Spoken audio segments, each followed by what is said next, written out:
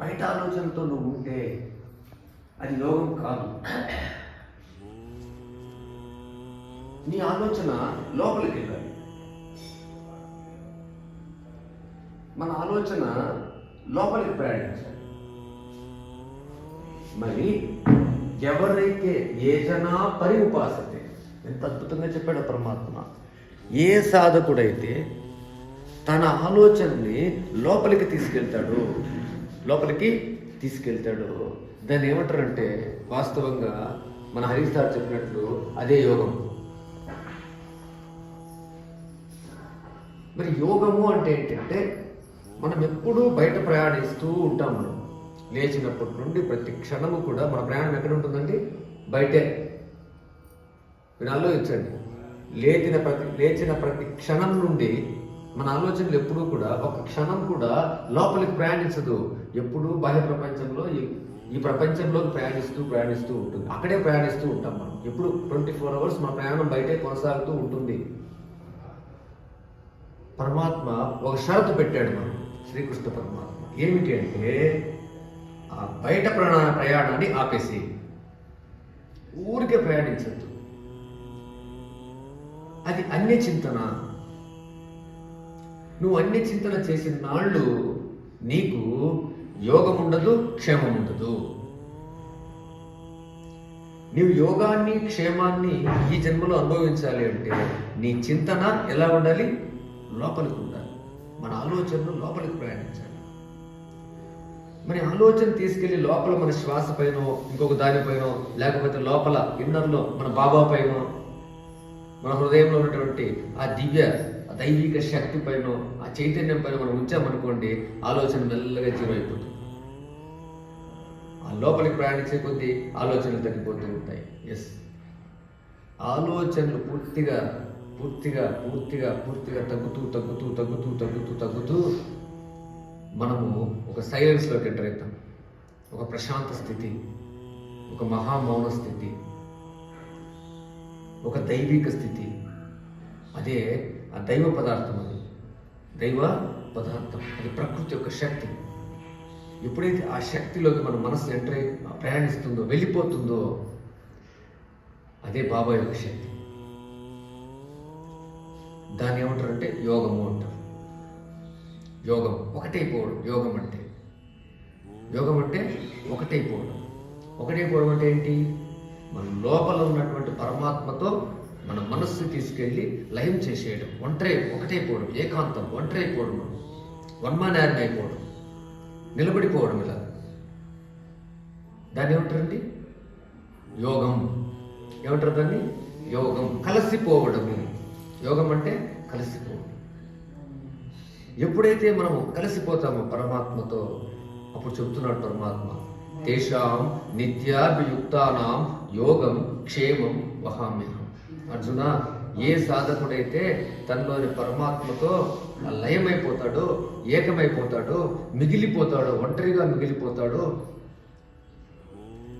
తనకు దైవానికి ఏ తేడా లేదన్నటువంటి ఆ స్థితిని తాను అనుభవిస్తూ ఉంటాడో, అతని యొక్క యోగక్షేమాలు నేను తీసుకుంటాను.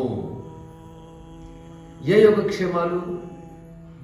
అతడు జీవించాలంటే అతనికి కొంత భుక్తి కావాలి, ఆహారం కావాలి, సంపద కావాలి, ఇంకోటి కావాలి. ఇప్పుడు సార్ ఒక మంచి ఎగ్జాంపుల్ చెప్పాడు. యోగం యొక్క పరాకాష్ఠ స్థితి ఎలా ఉంటుందంటే, ఒక యాక్సిడెంట్ జరిగేటప్పుడు మనకు జరగాల్సిన యాక్సిడెంట్ ఆ యోగ సాధన చేస్తూ ఉంటే మన యోగముక్షేమం ఈశ్వరుడు చూసుకుంటాడు, ఆయన చుట్టూ ఉన్నాడు కాబట్టి అది ఆగిపోతుంది. దానికి ఫుల్ స్టాప్ పెట్టేస్తాడు. ఏదో జరగాల్సింది పోయి ఏదో జరుగుతుంది. అదే యోగం యొక్క పరాకాష్ఠ స్థితి. అది మనకు తెలియదు. ఎందుకంటే ప్రకృతి యొక్క ఆధీనంలోకి మనం వెళ్ళిపోతాము. ప్రకృతి మనం అయిపోతాము. ప్రకృతి మనల్ని ప్రతి క్షణము మనల్ని కాపాడుతూ ఉంటుంది. అదే క్షేమం. మనుష్యుడికి ఈ రెండు అత్యంత అవశ్యం. ఏంటంటే యోగము కావాలి, క్షేమము కావాలి. మరి ఇంకో మాట చెప్తాను, యోగం అంటే ఏంటంటే రావాల్సినవన్నీ వస్తుంది అని. యోగం అంటే ఏంటి? యోగం అంటే రావడం. ఏవైతే మనకు మంచి యోగం పట్టుకునింది అంటాం చూడండి. వాడికి మంచి యోగం వచ్చిందమ్మా, వాడికి ఎంత సంపద వచ్చేసిందో అంటూ మరి అదే యోగం అంటే ఇంకొక పారిభాషికంగా మనం చెప్పాలంటే ఏంటంటే, బాహ్య ప్రపంచంలో మీనింగ్ ఏంటంటే రావాల్సినవన్నీ వస్తుంది అని. ఎప్పుడైతే రావాల్సినవన్నీ మనకు వస్తుందో, క్షేమం అంటే ఏంటో తెలుసు. మనం ఎప్పుడు క్షేమంగా ఉంటాము? వచ్చినవన్నీ మన దగ్గర ఉంటే క్షేమంగా ఉంటాము. ఇప్పుడు మన దగ్గర ఒక సంపద ఉంది, ఆ సంపద మన దగ్గర ఉంటే మనం ఆనందంగా ఉంటాము, హాయిగా ఉంటాం, ప్రశాంతంగా ఉంటాము, సంతోషంగా ఉంటాం, క్షేమంగా ఉంటాం మనం. మరి దీని అద్భుతమైన మీనింగ్ ఏంటంటే, మనకు రావాల్సినవన్నీ ఈ జన్మలో ఏవైతే రావాలో ప్రతిదీ అక్షరాల మనకు అదన్నీ మనకు వచ్చేస్తుంది. ఆ వచ్చినవన్నీ మనతో నిండుగా ఉంటాయి, మన దగ్గరే ఉంటాయి. ఈ రెండు నేను తీసుకుంటాడు పరమాత్మ. ఏ రెండు? యోగము, క్షేమం. ఈ రెండే మనకు కావాల్సింది. మనకేం కావాలి? ఆరోగ్యం కావాలి. మనకేం కావాలి? సంపద కావాలి, జీవించగలిగి. మనకేం కావాలి? బంధుమిత్రాదులు కావాలి. మనకేం కావాలి? మంచి మనసు కావాలి, ప్రశాంతమైన మనసు కావాలి, మంచి ఫ్రెండ్స్ కావాలి, మంచి సర్కిల్ కావాలి, ఎప్పుడు ప్రేమతో ఆప్యాయంగా అనురాగంగా మాట్లాడేవాళ్ళు కావాలి మనం. మరి ఇదంతా యోగం. ఇదంతా మనకు యోగం. మరి ఈ యోగం అంతా మనకు వరిస్తుంది. యోగం అంతా మనకు వరించి అది 4 కాలాల పాటు ఆ యోగము మనతోనే ఉంటుంది. అంటే అది క్షేమం. అందుకే పరమాత్మ నీ యోగము, నీ క్షేమము రెండింటినీ కూడా నేనే చూసుకుంటాను అంటాడు. ఎవరిని చూసుకుంటాడు? ఎవరైతే యోగం చేస్తారో వారికి. యోగం అంటే ఏంటి? ముందే చెప్పాడు, అనన్యా చింతయంతే ఏనా ఏ జనా పరిఉపాసతే. ఏ సాధకుడైతే బయట ప్రపంచంలో ఆలోచనలన్నీ, ఆ చింతనలన్నీ వదిలిపెట్టేసి ప్రశాంతంగా తన లోపలికి తాను ప్రయాణిస్తాడో, తనలో ఉన్నటువంటి ఆ చైతన్య శక్తి, ఆ షిరిడి సాయినాథుని యొక్క దివ్యశక్తితో లయమవుతాడో దాన్ని ఏమంటాము? యోగం అంటాము. మరి ఆ సాధన చేసేవాడికి దాన్నే మనం సింపుల్గా ధ్యానము అంటాము. దాన్ని ఏమంటామండి? ధ్యానం అంటాం. ధ్యానమే యోగం. యోగం వేరు కాదు, ధ్యానం వేరు కాదు. దైవంతో కలవడమే ధ్యానము. దైవం అంటే ఏమిటి? బాగా గుర్తుపెట్టుకోవాలి. దైవం అంటే ఒక ఆకారం కాదు, ఒక శబ్దం కాదు, ఒక రూపం కాదు, ఒక స్థితి కాదు.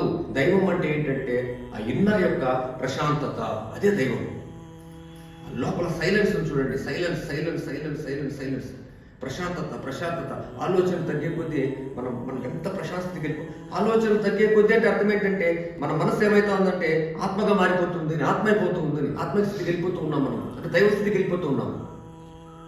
మరి ఆలోచన తగ్గే కొద్దీ ఒకటి పడిపోతూ ఉంటే ఆలోచన తగ్గుతున్నట్టు అర్థం ఏంటి? ప్రపంచాన్ని వదిలేస్తున్నాము అని. ఆలోచన ఉంటే ఏముంటుంది? ప్రపంచం ఉంటుంది. ఆలోచన ఉంటే శరీరం ఉంటుంది. ఆలోచన ఉంటే బయట కార్యక్రమాలు ఉంటాయి. ఆలోచనలు పడిపోతూ ఉన్నాయంటే బయట అంతా కూడా ఏమీ లేదు, అంతా లోపలికి వెళ్ళిపోతూ ఉన్నాం మనం ప్రశాంతంగా. అలా వెళ్ళి ఆఖరిగా మనము అద్భుతమైనటువంటి ఆ సైలెన్స్ నిలిచిపోతాం. దట్ ఈజ్ పరమాత్మ యొక్క చైతన్య శక్తి అది. అందుకే భగవద్గీతలో శ్రీకృష్ణ పరమాత్మ యోగము, క్షేమము రెండూ నేనే అర్జున.